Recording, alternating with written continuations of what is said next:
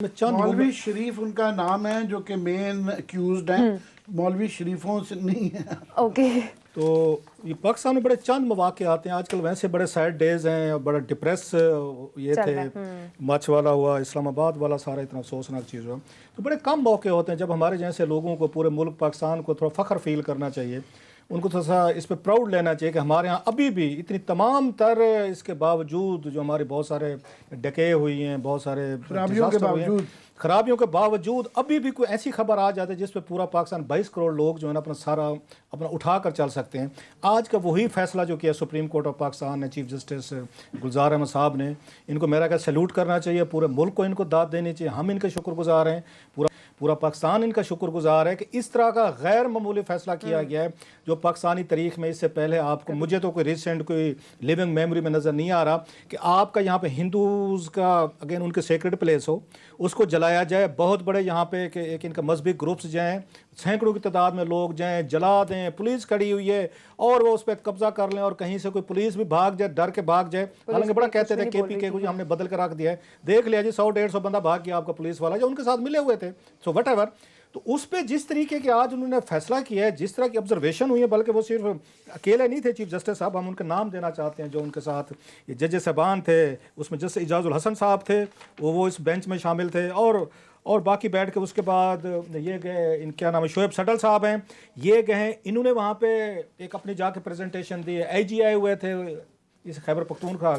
ये इसलिए भी फैसला अहम हो जाता है कि हम इंडिया में देखते हैं, एक कंपैरिजन में देखते हैं कि इंडिया में वहाँ मुसलमानों को या माइनॉरिटीज़ को ये शिकायत रही है कि शायद वहाँ की आला अदालतें जो हैं वो उनके रेस्क्यू को नहीं आई, उन्होंने उनको बेल आउट नहीं किया, उनको रिलीफ नहीं दिए जो हम यहाँ पे बात करते थे। और जब इस तरह का वाक़या हमारे यहाँ होते हैं, वहाँ लिंचिंग होती है, मुसलमानों के साथ होती है, बाकी वहाँ पे एलिमेंट्स हैं, सिख हैं, क्रिश्चियंस हैं, वो वहाँ पे दलित वगैरह हैं, वो बेचारे वहाँ पे आके एजिटेट करते थे। और हम यहाँ पे थोड़ा सा प्राइड लेते थे कि हमारे यहाँ अब इस तरह की चीज़ें नहीं होती, हम थोड़े से ग्रो करके, अगरचे सिंध में भी बहुत सारे वाक़यात होते हैं, दब जाते हैं बाज़ वक्त, सिंध में भी हिंदूज़ के साथ बड़ी ज़्यादतियाँ होती हैं नो डाउट, लेकिन हुकूमत वहाँ भी रिएक्ट करते, सिंध की हुकूमत बिलावल एंड वगैरह जो है उस पर वो सेंसिटिव है ज़रा। लेकिन ये बड़ा वाक़या था कि आप गए हैं, आपने समझी को आग लगा दी है। और रिलीजियस पाकिस्तान में लगता है फनेटिसिज्म बढ़ रहा है, शायद ये पिछले कुछ अर्से से हमें फील हो रहा है, जो सोशल मीडिया बढ़ रहा है, इसके साथ साथ ये फनेटिसिज्म भी बढ़ रहा है। आप जाएं और किसी के घर को आग लगा दें,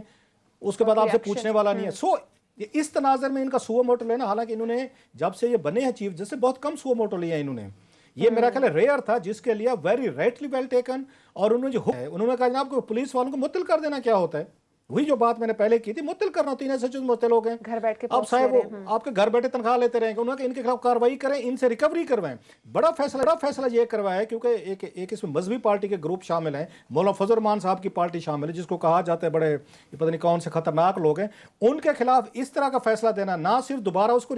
आगे रिकंस्ट्रक्ट किया जाएगा, दोबारा बनाया जाएगा, बल्कि वो जो मौलवी शरीफ साहब बता रहे हैं, जिन्होंने लीड किया इनको, उनसे कहा गया कि सारा खर्चा आप देंगे। तो मेरा ये ख्याल है आज पाकिस्तान के बड़ा प्राउड मूवमेंट है, हम सब के लिए है, और इवन माइनॉरिटीज़ के लिए, हिंदूज़ के लिए, क्रिश्चियंस के लिए, हमारे सिख भाई हैं, पारसी हैं, वट एवर जो भी हैं, आज उन्हें फील हुआ है कि इस मुल्क में कुछ इंस्टीट्यूशंस हैं, कुछ लोग हैं, कुछ जजेस हैं यहाँ पे, कुछ वो कहते हैं फ्यू गुड मैन, मुझे उसकी फिल्म याद आ गई टॉम क्रूज की, कि फ्यू गुड मैन अब इस मुल्क में हैं। एक उम्मीद की एक आज किरण जो है ना वो फिर जाग पड़ी आमिर साहब इस फैसले से। आमिर साहब आपका इस पे क्या टेक है? मैं यही कि बड़ा फ़ख्र ही किया जा सकता है। ये इसलिए भी बड़ा होता है कि हम रोज़ इंडिया में मजम्मत करते हैं कि जनाब वहाँ पे लिंचिंग हो रही है, वहाँ पे मुसलमानों के साथ बुरा सलूक हो रहा है, मस्जिद गिरा दी गई है। और दूसरा, इंडिया को जो हम एक ज़माने में बड़ा एडमायर करते थे, उसके इदारों पे, उसकी जमहूरियत पे, टॉलरेंस पे, जो है अभी उनका जो सुप्रीम कोर्ट, मतलब सबसे मुकद्दम जो इदारा होना चाहिए था, ये बाबरी मस्जिद के उस पर जो फैसला दिया, बिल्कुल लेट गई है सुप्रीम कोर्ट। और बिल्कुल उनका जो है ना सबसे बड़ा इदारा जो होना चाहिए था, उसकी शर्मनाक किस्म के फैसले आए हैं और क्लियरली जो है ना वो जस्टिफाई नहीं करते हैं। तो उस मौके पे जब हमारे यहाँ इस तरह का वाक़या होता है, तो हमारी सुप्रीम कोर्ट जब इस तरह का फैसला करती है, तो हम एक तो सिर्फ इंडियंस के लिए भी पॉइंट इम्पॉर्टेंट होता है, फिर अपने लिए उनको छोड़ दें, अपने लिए हमारे लिए बड़ा फ़र्क है। शर नहीं रुकता, शर ने होना होता है, दुनिया की तारीख है कि शर होता है। कौम, मुल्क, सल्तनत, सिविलाइजेशन का इम्तिहान होता है कि उस पर रिएक्ट कैसे करते हैं, शर के होने के बाद उसका सदबाब कैसे करते हैं, उस पर रिएक्शन क्या आता है। ये होता है कि ये जो है ना, इसके बाद से अब ये जो एक वतीरा बन गया हुआ था कि लोग इस तरह के मॉब्स जाते थे और इस तरह की मजहबी जो है इबादत गाहें जो है अक़लियतों की गिरा देते थे, ऐसे ही जो एक मजाक बन गया था। इसके बाद 100 दफ़ा डरेंगे, ये deterrence, this is how you deter them, कि आप इसके बाद उनसे पैसे भी दिलवाएं। वो पुलिस वाले भी नेक्स्ट टाइम जिस तरीके से सस्पेंड किए और उन्होंने बिल्कुल अदालत ने कहा है कि जनाब ये काफ़ी नहीं है, उनके पैसे काट जो है जेलों में उनको किया जाए और उनके खिलाफ एक्शन लिया जाए और फारिग किया जाए, पुलिस बोर्ड से निकाला जाए। तो नेक्स्ट टाइम जो है वो इस तरह के मॉब्स भी सोचेंगे 100 दफ़ा कि जनाब ये अभी तो बड़ा मज़ा आ रहा है, बाद में कल को इसकी सजा भी देनी पड़ती है, इसका पकड़ाई भी इसकी है। एक तो ये उनके लिए लेसन है। मेरे लिए जो है ना, इसके अंदर जो 2-3 चीज़ें और इम्पॉर्टेंट हैं। एक ये है, मुझे पीडीएम से बहुत सख्त गिला है, पीडीएम के अंदर ख़ास तौर पे एक तो थोड़ा सा नून लीग के साथ कि आप जो है, और ख़ास तौर पे पीपल्स पार्टी के साथ कि क्योंकि इसके अंदर जेयूआई इन्वॉल्व थी और मौलाना फजलुर रहमान साहब इन्वॉल्व हैं, तो आप चुप बैठे हुए हैं और पीपल्स पार्टी चुप बैठी हुई है। बिल्कुल बिलावल साहब ने कोई बयान मुझे नहीं नज़र आया उनका, मुझे मरियम का इस पे नहीं बयान नज़र आया। बहरहाल ये याद रखें, ठीक है, मौलाना फजलुर रहमान की आपको ज़रूरत है और मैं वो हमारा एक लिबरल दोस्तों का एक ग्रुप भी है कि ठीक है, इमरान खान की हम भी बड़े नुक्स निकालते हैं, हम सबसे ज़्यादा मेरा ख्याल तनकीद करते हैं, मगर आपकी कई दफ़ा नफरत इतनी ज़्यादा उनकी बढ़ गई है कि उनको मौलाना फजलुर रहमान को उन्होंने हीरो जो बना दिया है। मौलाना फजलुर रहमान बहरहाल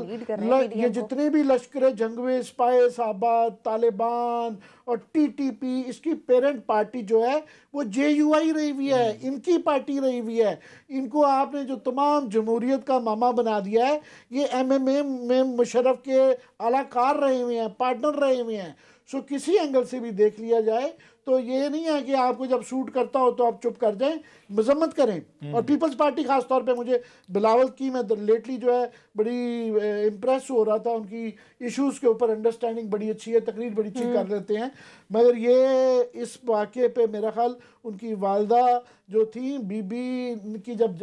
शहादत हुई है तो वो आखिर में वो एक्सट्रीमिज्म के और लाल मस्जिद और तालिबान इन मसलों पे वो बोलती थी और ये एक मेजर फैक्टर रहा उनके इस दुनिया से गुजर जाने का। तो बिलावल का चुप रहना और पीडीएम का रहना और इवन वेस्टर्न मीडिया भी, मैं कहूँगा कि वो जब ये होता है तो पाकिस्तान के खिलाफ वो बन जाता है। आज उस तरीके से रिपोर्ट नहीं हो, मैं हालांकि ये विच हंटिंग शुरू हो जाती है हमारे यहाँ एकदम से ना, मैं बिल्कुल इसके हक में नहीं हूँ कि जनाब आप कहें कि जनाब ये वेस्टर्न मीडिया जो है वो एक बायस रखता है, मगर आज जो ये एक अच्छा कदम था, मेरा ख्याल ये भी, इसको भी रिपोर्ट करना चाहिए था। आज उस तरीके से रिपोर्ट नहीं किया गया ताकि ये लेसन जाए उस तरह के शिद्दत पसंद नासिर को, इस तरह के जो लोग अपने हाथ में मॉब्स को, मॉब जस्टिस को, ये बड़ा जरूरी था कि इसकी रिपोर्ट की जाए। मौलाना साहब के इन्वॉल्वमेंट की वजह से पीडीएम इस इशू पर नहीं बोल रही है। ये जैसे आमिर ने कहा है कि इसके बाद तो यू स्टैंड एक्सपोज्ड, तो बिलावल को हम क्यों सीरियस लें? आपको सिर्फ वोट ही चाहिए, इमरान खान की दुश्मनी मुखालफत चाहिए, तो भाई साहब